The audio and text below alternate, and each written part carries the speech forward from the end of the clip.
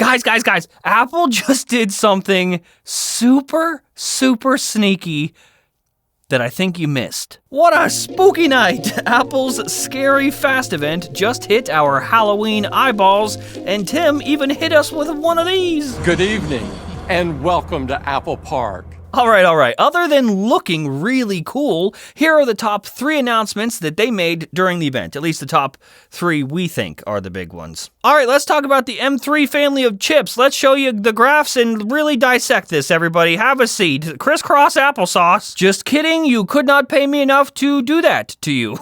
I don't care. Going from 3 to 1, starting with number 3, after over 2 years of sitting, waiting in the dirt, we finally have a new iMac. This time with the very spicy, very spooky M3 chip. The M3 chip that now has ray tracing, bringing the Mac one step closer to having us consider, can you play games on Mac now? The 24-inch iMac is incredible. It looks amazing. It feels amazing. It is amazing. It's just great. It is the perfect computer for most people, most families, maybe a kid going to college in their dorm. It doesn't get better than this thing. And after a couple years of not getting any updates, it is good to see this one. It doesn't look different or anything. In fact, it comes in all the same colors that you know and love, or know and hate. Either way, the 24-inch iMac has finally been acknowledged. Acknowledge me! And here's the spookiest part. The new M3 iMac is coming in hot for your wallet at $12.99. Really, all the stuff that they announced, you could buy now, which is the craziest part, because usually the store goes down, the Apple store goes down, you can't buy stuff, and that's like our telltale sign that you're going to be able to buy something imminently. That, at least to my knowledge, did not happen. They just did the event and were like, yeah, you go look at the website. It's there. Don't believe us? Go check. And yes, fellas, we got our confirmation, at least for this final part of the year, that there will be no new iMac Pro. And we knew that, right? We knew there wasn't going to be an iMac Pro. In our last episode, we basically made a whole video about how there's not going to be an iMac Pro at the event. But just, it really felt like they were teasing us. For those of you that have actually watched and seen the whole Scary Fast event, there were random little hints and pieces of dialogue here that just made me feel like, I don't know, made me feel like we were going to get an iMac Pro. But alas, it ended without our handsome boy that is iMac Pro. Numero dos to the second one, we're going to give this spot to the entire M3 MacBook Pro lineup. Naturally, with the release of the new Apple Silicon M series chip, we got the entire M3 lineup, basically, minus the Ultra. We got M3, M3 Pro, M3 Max. But on the sneaky side, Apple also now offers the 14-inch MacBook Pro with the base M3 chip. So you don't have to just pick between M3 Pro or M3 Max. Yeah, like your favorite Netflix documentary, Apple just straight up moited the 13-inch MacBook Pro. They got rid of it and then didn't acknowledge getting rid of it. Instead, just offering the base M3 chip on the new 14-inch MacBook Pro. And now that M2 13-inch MacBook Pro catastrophe isn't even listed for sale on Apple.com.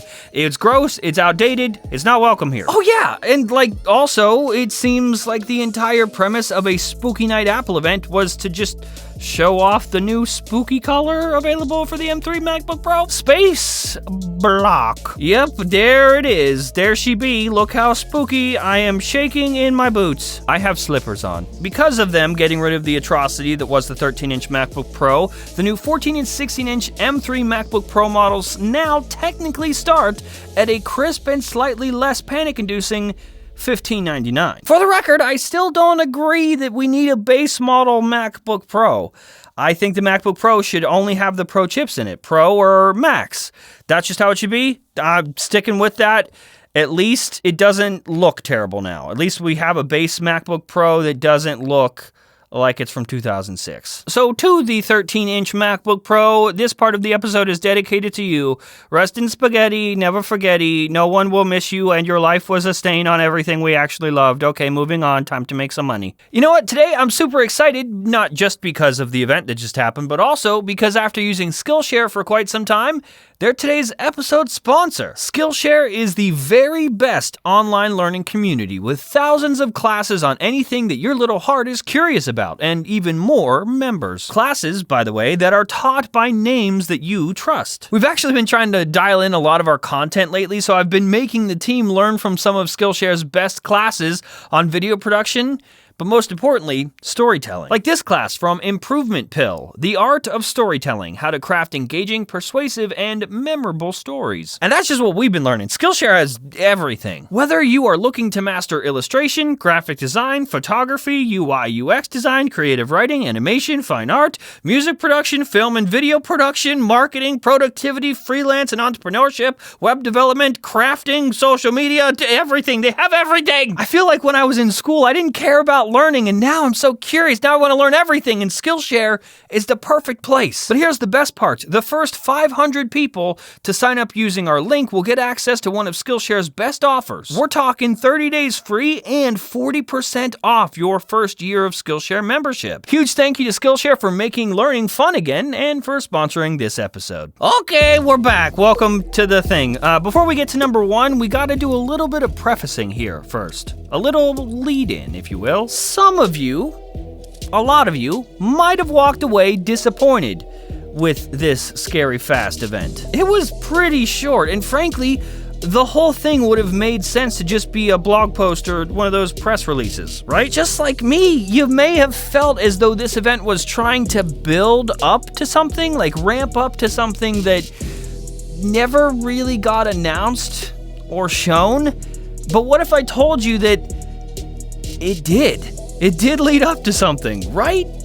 Right at the very end. Number one, numero uno, the big kahuna, the thing that we think is the biggest announcement of this whole event, is that the entire event, all the spooky and dark everything, was shot entirely on iPhone. Yeah, you heard that right, and stick with me. If you watched the Scary Fast event past Tim's goodbyes and whatever, like when most people would just stop watching, if you kept watching, you would have seen this little piece of text at the bottom of the screen.